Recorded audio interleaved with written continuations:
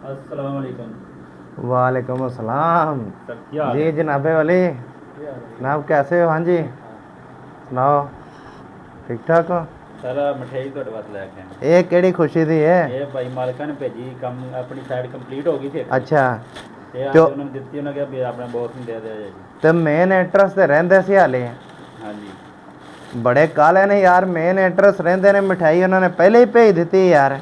ਉਹਨਾਂ ਨੇ ਕਿਹਾ ਵੀ ਫਿਕਰ ਲਾ ਰਹੀ ਹੈ। ਖੋਲਿਆ ਇਹ ਡੱਬਾ ਡੁੱਬਾ ਕਿ ਕੋਈ ਨਹੀਂ ਨਹੀਂ? ਨਹੀਂ ਜੀ, ਤੁਸੀਂ ਬਿਸਮਿਲ੍ਲਾ ਪੜਨੀ।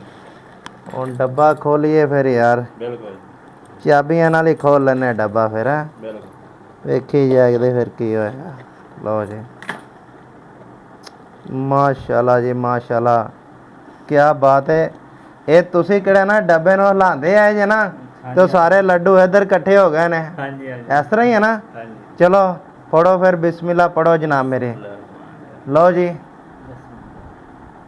लो जी इरफान साहब तुसी भी लो जी भाई ना, इधर लैके आ जरा यार कैमरा। यार कैमरा मैन तू की खाएगा? मैं तो बर्फी खाना, ते तू भी खा ला कुछ है।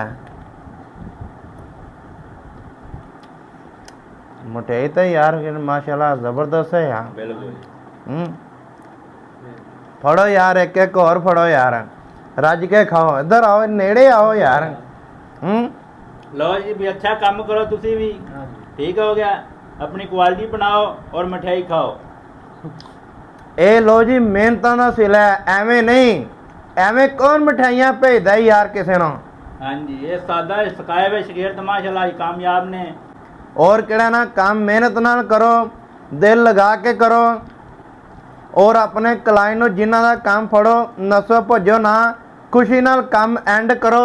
तो जनाब मेरी है सिला, वरना नहीं। वरना नहीं, बिल्कुल ठीक है। बिल्कुल।